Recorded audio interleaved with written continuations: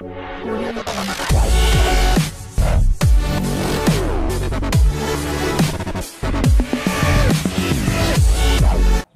रसिक मित्र हो, नमस्कार.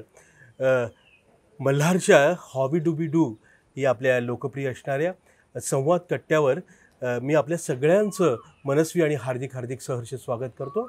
मी आपला होस्ट प्राध्यापक राजेंद्र देशमुख आणि माझ्या समवेत आजच्या या 176व्या भागात मित्रांनो एक तरुण मित्र आपल्या भेटीला आलेला आहे. आजच्या संवाद कट्ट्यावर आपण त्याला बोलतं करणार आहोत.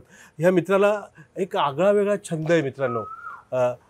नुकतंच दिनांक 26 ते 29च्या दरम्यान जळगाव जिल्हा मराठा विद्याप्रसारक सहकारी संस्था संचलित नूतन मराठा महाविद्यालयाच्या भव्य पटांगणावर विश्वातलं पहिलं शिवचरित्र साहित्य संमेलन संपन्न झालं आणि त्यानिमित्ताने एकूण 7 ते 8 प्रदर्शनं त्या ठिकाणी लावण्यात आलेले होते. त्यापैकी एका असलेल्या प्रदर्शनामध्ये आबालवृद्धांनी प्रचंड गर्दी केली होती आणि ते प्रदर्शन होतं फेट्यांचं. तर मित्रांनो, आजचा आपला विषय आहे शिवकालीन फेटे संग्रह आणि हा संग्राहक मित्र आहे की ज्याला या विषयाची गोडी आहे. मुळातच विश्ववंदनीय छत्रपती शिवराय हा मंत्राक्षरी शब्द आहे आणि महाराष्ट्राचे मानबिंदू असलेले शिवराय आणि ते तत्कालीन सगळे फेटे त्याला नेमकं काय म्हटलं जातं आणि ते बनवण्याची पद्धत काय आहे, ती प्रोसेस काय आहे, हे आपण सगळं जाणून घेणार आहोत आपल्या या तरुण मित्राकडनं. तर संकेत, आमच्या या संवाद कट्ट्यावर तुझं मनापासून स्वागत आहे. मला सांग की हे आगळा वेगळा छंद, तुला अनेक छंद आहेत. तुझ्या प्रोफाईलमध्ये म्हटलेले की अनेक कला तुला अवगत आहे. तू छानपैकी पोवाडे वगैरे रचतो, गातो सुद्धा. म्हणजे शिवचरित्राच्या बाबतीमध्ये तुला प्रचंड आवड आहे आणि समर्पित तू आहेस. तर तुला हे फेट्यांकडे कसं वळावंसं वाटतं? कदाचित बालपणापासून हा छंद आहे तुला? हो. सांग बरं काय नेमकं. म्हणजे ऍक्च्युली लहानपणी आमच्या घरात एक लहानशी दगडूशेठची मूर्ती होती. बरं. माझे नाना आहेत, त्यांनी मला असं खेळण्यासाठी दिली होती. म्हणजे मामाचं लग्न झालं, ते शोपीस वगैरे राहायचे. अच्छा. तर तिकडे नानांकडे जायचो, ते म्हणायचे मला तिकडे शोपीस आवडायचे. ते म्हणायचे, त्यांना विचारायचो की मी हे शोपीस मला आवडलं, मी घेऊन जाऊ का? अच्छा. मग ते करत ते घरी आणायचो. मग घरी आणलं, यांना असं वाटायचं की आपण पिक्चरमध्ये आपण बघतोय किंवा टीव्ही मध्ये बघतोय लोकांनी कपडे घातलेले, मग आपण पण यांना तसे कपडे घालावे का? मग तसं करत मम्मीचे ते जुनेसे कापड पडलेले असतील वगैरे, ते चिंध्या वगैरे राहतात त्या पडलेल्या असतील. मग ते चिंध्यांपासून मग त्याला एक फेटे बांधायचो, प्रयत्न करायचो. मग चित्रामध्ये एका दगडूशेठला फेटा बघितला होता. तर दगडूशेठच्या गणपतीला बांधतात तिकडं पुण्याला, तर तसं एक बघितलं होतं. मग तसा एक फेटा बांधून बघू, मग तसं फेटे बांधत सिनियर KG पासूनच ती आवड निर्माण झाली आणि त्याच्यामध्ये रिसर्च करत पूर्ण आता बऱ्यापैकी फेटे बांधू शकतो. बरं, मग ते हे त्याच्यासाठी तू चित्र बघितले असतील, त्याचा अभ्यास केला असेल. हो. तर कोणत्या पद्धतीचा अभ्यास तुझा झाला या निमित्तानं? आता अभ्यास म्हटलं की आपण चित्र बघतो. चित्र त्याच्यामध्ये आपले संदर्भ काय येतात, कुठे लेखणी वगैरे आहे का तशी, किंवा आपण कधी आपल्याला दिसतंय किंवा मौखिक जे राहतं हिस्ट्री, जसं की आपण पोवाडे म्हणतो, हे पोवाडे मौखिकपणे राहतात आणि लोक किंवा स्टोरी सांगतात की आधी असं राहायचं तसं राहायचं. तसं बऱ्यापैकी ते छंद निर्माण झाले. बरं. मग तू हे जे फेटे आहेत हे तुझ्याकडे वैशिष्ट्यपूर्ण नेमके काय, असं तू नमुने दाखल काय सांगू शकशील आपल्या या रसिक मित्रांसाठी की अमुक एका फेट्याने प्रचंड गर्दी खेचली प्रदर्शनांमध्ये, काय सांगशील? आता फेटे म्हणजे फेटा हा प्रकार आहे शिरोभूषण आपण त्याला म्हणतो. आता आधी एक म्हण आहे, सर सलामत तो पगडी हजार. आपलं डोकं जर चांगलं असेल किंवा आपली म्हणजे फेटा म्हणजे आपण असं म्हणतो की आपली एक प्रतिष्ठा किंवा इज्जत आहे. समजा कोणासमोर आपण जर आपली पगडी खाली टेकली तर आपण आपली पूर्ण जी इज्जत वगैरे राहते ती खाली त्याच्या समोर देऊन दिलेली असते. मग त्या समकालीमध्ये आपण राजा महाराजा बघतो किंवा राजा राहतात किंवा लोकल जे राहतात. आधी एक प्रथा होती की बोडक्या डोकाने बाहेर जाऊ नये. अच्छा. मग ते एक शिरोभूषण प्रकार राहतं. मग लोकांना बघायचो मी, हे असे फेटे बांधतात, तसे फेटे बांधतात. मग त्याच्यामध्ये आपण बघितले की राजा महाराजांचे फेटे, राजघराण्याचे प्रत्येक वेगवेगळे फेटे. तो एक संदर्भ असा सापडला मला की जे राजे महाराजे राहायचे, सगळ्या फेटे मी बनवतो तर सगळ्या फेट्यांचा बेस एकच आहे. फक्त ते असं आहे की जे राजे महाराजे राहते ते त्यांच्या अकॉर्डिंगली ते फेटा कस्टमाइज करायचे की समजा याला 1 तुरा लागेल, 2 तुरा लागतील. इकडचं समजा एक बाजू थोडी वळालेली असेल, थोडी स्ट्रेट असेल, आपण त्याला तिरकं घालू, सरळ घालू. तशा प्रकारे ते एक प्रकारे फेटे एक प्रकार आहेत. अच्छा अच्छा अच्छा अच्छा. मंडळी, अतिशय वैशिष्ट्यपूर्ण असे फेट्यांची बांधणी आपल्या या संकेतने केलेली आणि त्याच्या पाठीवर म्हणजे शिवाजी महाराजांचे जे वंशज आहे, गादीचे वारसदार कोल्हापूरचे छत्रपती संभाजीराजे, शिवेंद्रराजे, उदयनराजे वगैरे वगैरे हे सगळ्या वंशजांनी त्याच्या पाठीवर त्याचं हे काम बघून, अनोखं काम बघून आणि ते सुद्धा शास्त्रोक्त पद्धतीनं अभ्यासपूर्वक ते फेट्यांची बांधणी त्याने केलेली आहे. तर साधारणतः एक फेटा असा बांधण्यासाठी नेमकी कशी पद्धत असते? तू गुढग्यावर पण, पेन्सिलच्या टोकावर, पेनाच्या टोकावर सुद्धा फेट्यांचं तयार करतो, ते काय सांगशील याच्याबद्दल? आता फेट्याचं जर म्हटलं, जर आपण तो बांधीव प्रकारे करतो तर त्याला 6 ते 7 तास लागतात. अच्छा अच्छा. कारण एका फेट्याला जवळपास 250-200 मीटर कापड लागतो. जी एक सांस्थानिक पगडी राहते किंवा राजा महाराजांच्या पगड्या राहतात, असे वेगवेगळे प्रकारचे पगड्या राहतात आणि नेमकं जे छोटे छोटे राहतात त्यांना बऱ्यापैकी 5-6 मिनिटं तेवढ्यात आपण करतो. अच्छा अच्छा अच्छा अच्छा. बरं, मग ते शिवकालीन पगड्यांमध्ये बाजीप्रभू देशपांडे, तानाजी मालुसरे, काय काय याच्यामध्ये कसा फरक आहे? आता शिवकालीन पगड्यांचा उल्लेख झाला आहे तर सगळ्यात आधी विश्ववंदनीय छत्रपती शिवाजी महाराज यांच्या मंदिराबद्दल आपण बोलूयात.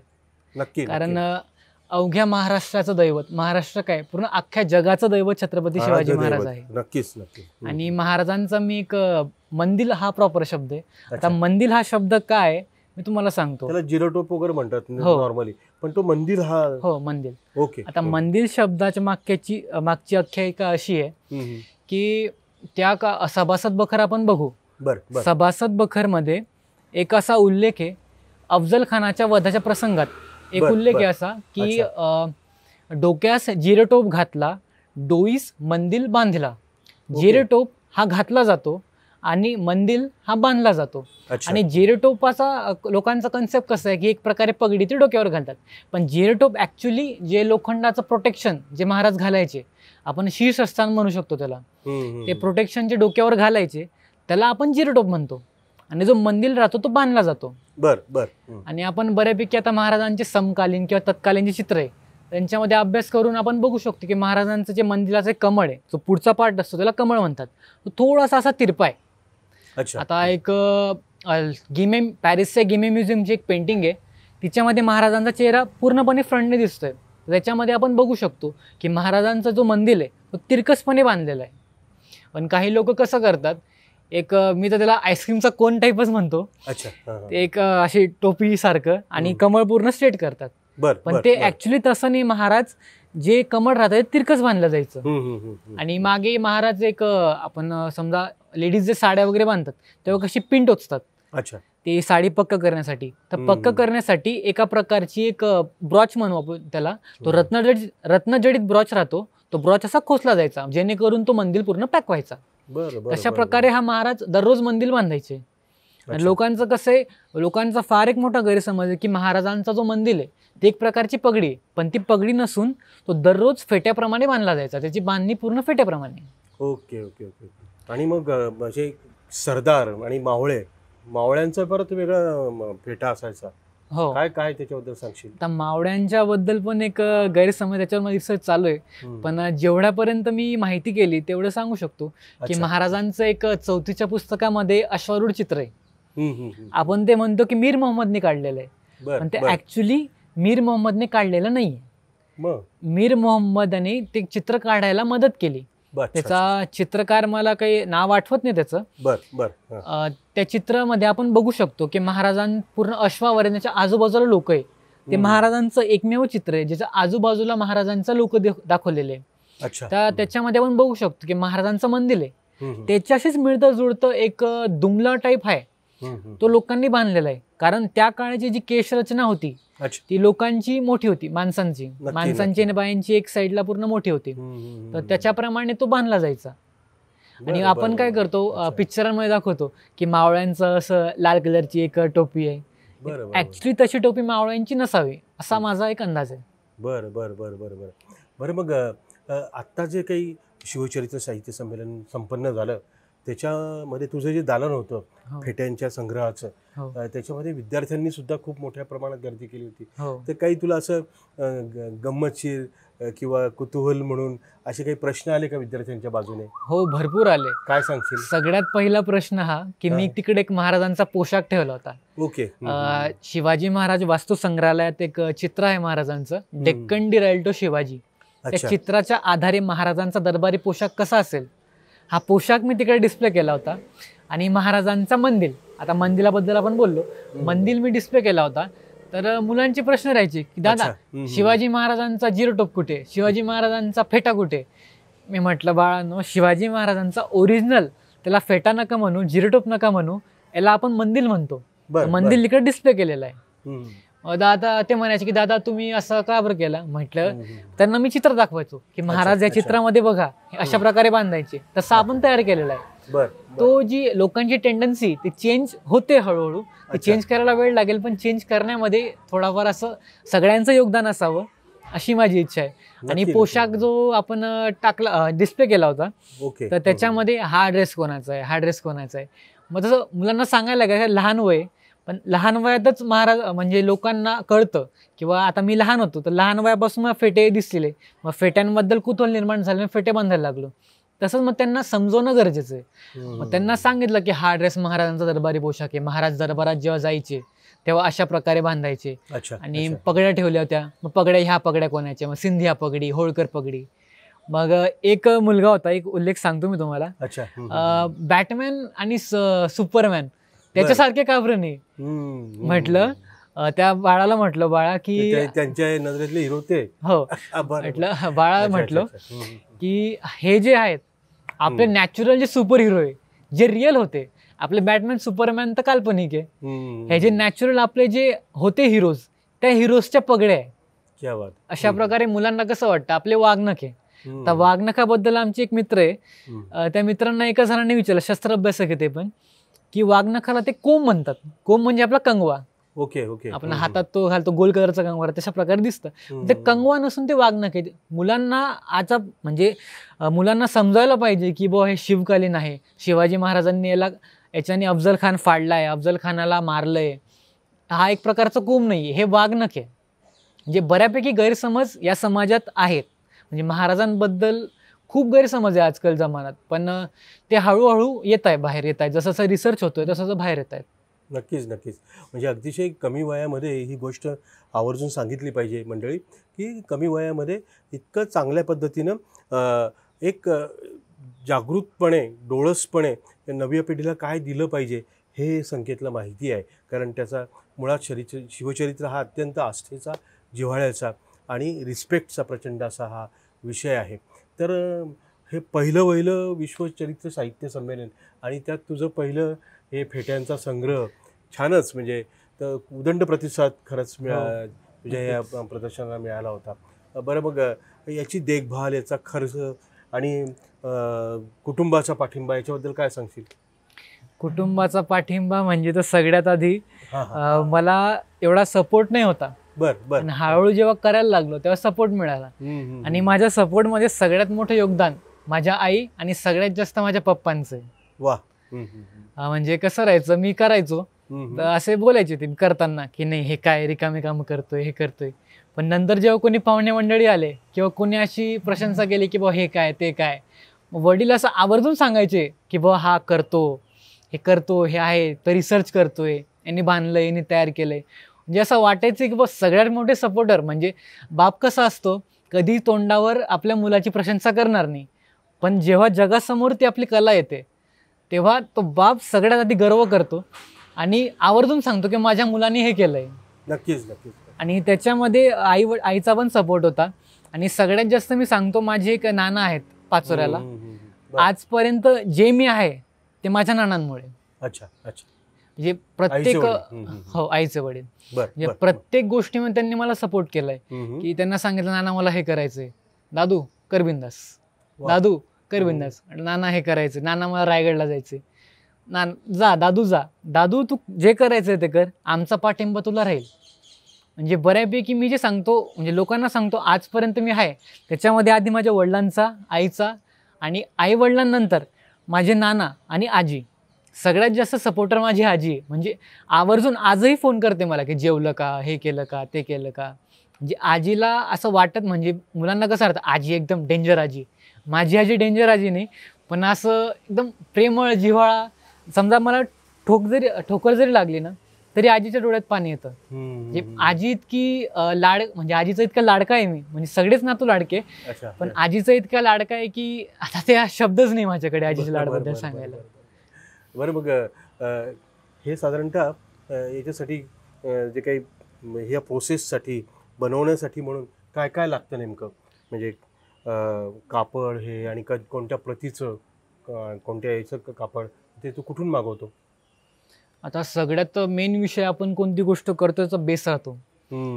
आता आपल्याला पगडी बांधायचं फेट्याचा कापड, फेट्यामध्ये अनगिनत कापड येतात.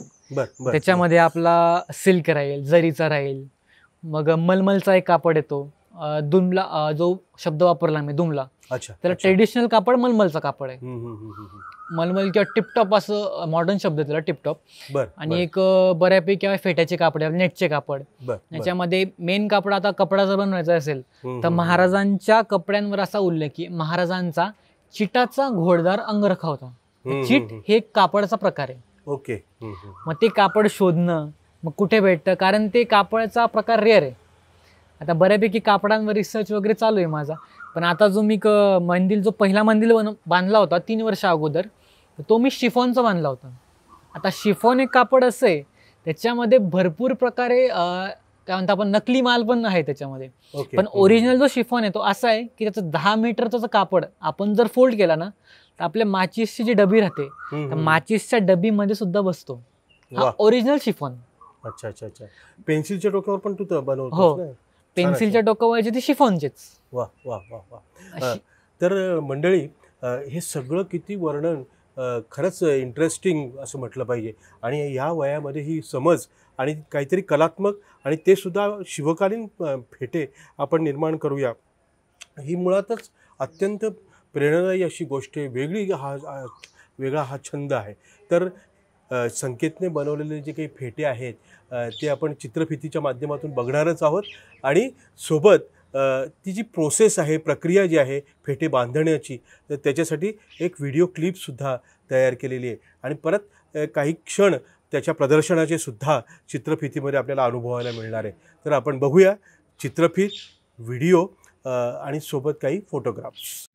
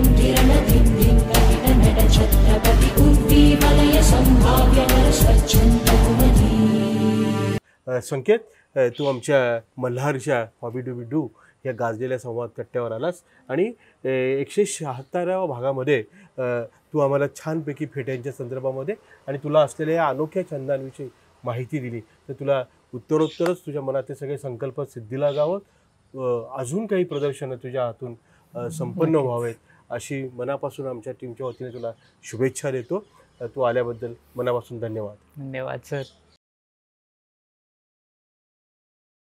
Right.